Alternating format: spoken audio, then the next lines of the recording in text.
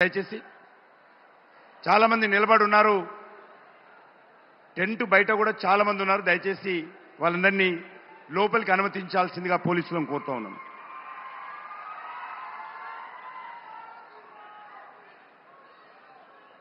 ఈరోజు మన పట్టంచెరులో జరుగుతున్నటువంటి విజయ సంకల్ప సభకు వచ్చినటువంటి గౌరవ భారత ప్రధానమంత్రి విశ్వ నాయకుడు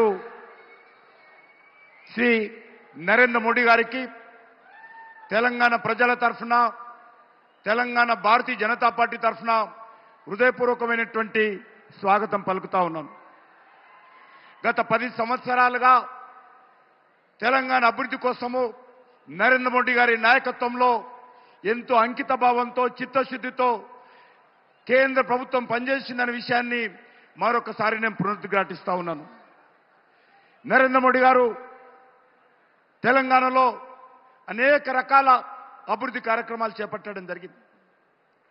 జాతీయ రహదారుల కోసము 1,20,000 కోట్లు, అదేవిధంగా ఎరువుల సబ్సిడీ పైన 33,000 కోట్లు, రైల్వేల అభివృద్ధి కోసం 35,000 కోట్లు, అదేవిధంగా రేషన్ సబ్సిడీ మీద 30,000 కోట్లు, ఉపాధి హామీ పథకం మనరేగా కింద 26,728 కోట్లు, జీఎస్టీకి సంబంధించి 15,000 కోట్లు, రామగుండం ఎన్టీపీసీ ఆధ్వర్యంలో 1,600 మెగావాట్ల పవర్ ప్రాజెక్టు కోసం 10,998 కోట్లు, పీఎం కిసాన్ సమ్మాన్ నిధి కింద 10,000 కోట్లు, ఈరోజు మరి సర్వశిక్ష అభియాన్ కింద 7,500 కోట్లు, గ్రామ పంచాయతీల అభివృద్ధి కోసము 7,200 కోట్లు, రామగుండంలో యూరియా పరిశ్రమ కోసము 6,338 కోట్లు, ఎల్పీజీ సబ్సిడీ కింద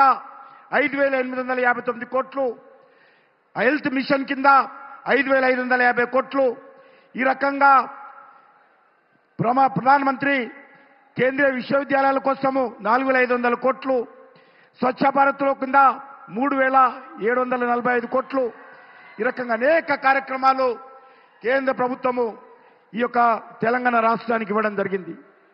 ESI medical college, ESI hospital, AIIMS medical college, అదేవిధంగా ప్రధానమంత్రి ఫసల్ బీమా యోజన, ఈ రకంగా అనేక కార్యక్రమాలు కేంద్ర ప్రభుత్వము మన తెలంగాణ రాష్ట్రానికి ఇవ్వడం జరిగింది. నేను ఇవన్నీ చదివితే ఆల్మోస్ట్ 1 గంట పడుతుంది. ఈరోజు మనవి చేస్తా ఉన్నాను, గత 9.5 సంవత్సరాలుగా అధికారంలో ఉన్నటువంటి టీఆర్ఎస్ పార్టీ తర్వాత బీఆర్ఎస్గా మారి ఈరోజు బురద జల్లేటువంటి ప్రయత్నం చేయడం జరిగింది. ఒక తప్పుడు ప్రచారం చేయడం జరిగింది. కేంద్ర ప్రభుత్వం తెలంగాణకి ఏమి ఇవ్వడం లేదని. ఈరోజు మనవి చేస్తా ఉన్నాను,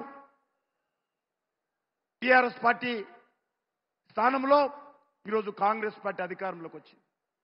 తెలంగాణ ప్రజలు భావించారు మా బతుకులు మారుతాయేమో, జీవితాల్లో మార్పు వస్తుందేమో అనేటువంటి ఆలోచనతో ఉన్నారు.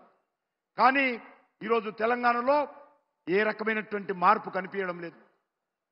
ఏ రకంగానైతే కేసీఆర్ కుటుంబము తెలంగాణ రాష్ట్రాన్ని తన ఇష్టారాజ్యంగా పరిపాలించి తెలంగాణను దోపిడీ చేయడం జరిగిందో, తెలంగాణ సంపదను దోచుకున్నారో, అది ల్యాండ్ మాఫియా కావచ్చు, లిక్కర్ మాఫియా కావచ్చు, శాండ్ మాఫియా కావచ్చు, కాంట్రాక్ట్ మాఫియా కావచ్చు, బీఆర్ఎస్ ప్రభుత్వం పూర్తిగా తెలంగాణను దోచుకున్నారు. మరి కాంగ్రెస్ పార్టీ వచ్చిన తర్వాత ఏదైనా మార్పు ఉందంటే అదేమి కనిపించడం లేదు.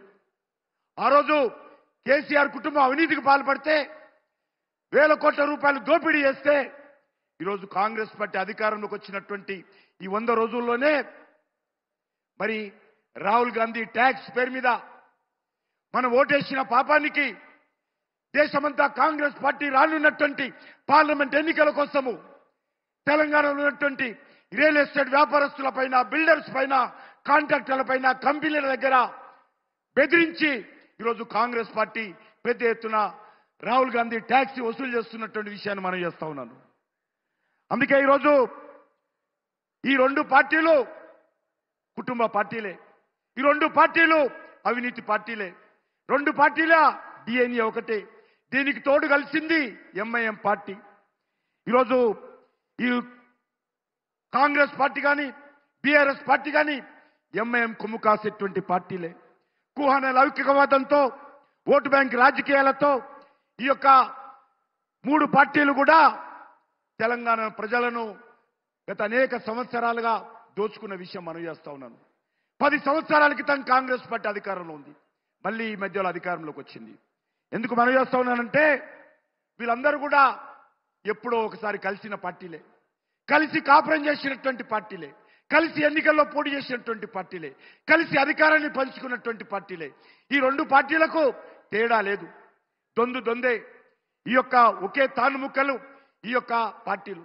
తెలంగాణలో నిజమైనటువంటి మార్పు రావాలంటే, నిజమైనటువంటి ప్రజాస్వామ్య వ్యవస్థ రావాలంటే ఈ కుటుంబ పార్టీలకు చరమవిగితం పాడాలి.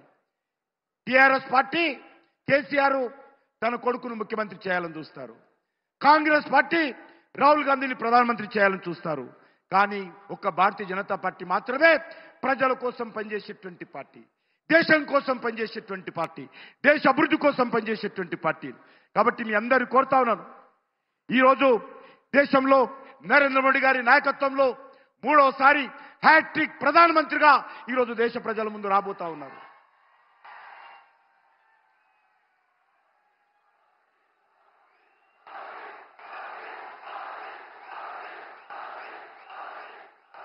అధికారంలో వచ్చిన తర్వాత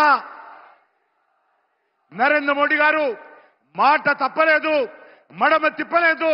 ఇచ్చినటువంటి హామీలు తూచా తప్పకుండా అమలు చేసేటువంటి అద్భుతమైనటువంటి నాయకత్వం కలిగినటువంటి వ్యక్తి నరేంద్ర మోడీ గారు.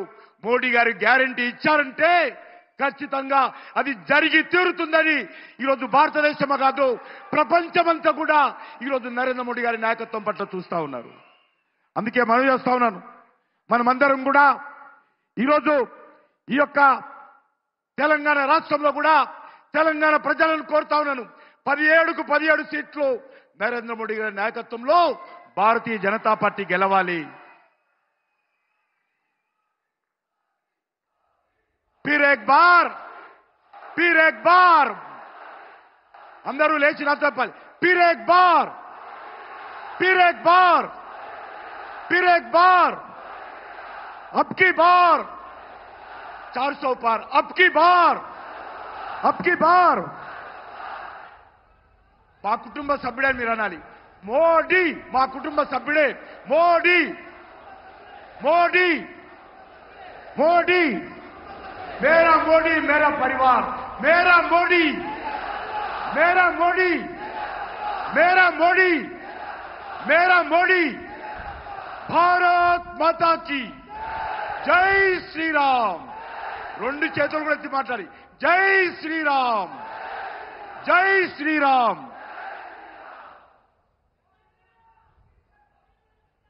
ఇప్పుడు గౌరవనీయులు మనందరం ఎంతో సేపటి నుంచి ఆసక్తిగా ఎదురు చూస్తున్నటువంటి గౌరవ పెద్దలు మన దేశ ప్రధాని మాననీయులు శ్రీ నరేంద్ర మోడీ గారిని మనల్ని ఉద్దేశించి మాట్లాడవలసిందిగా కోరుతా ఉన్నారు.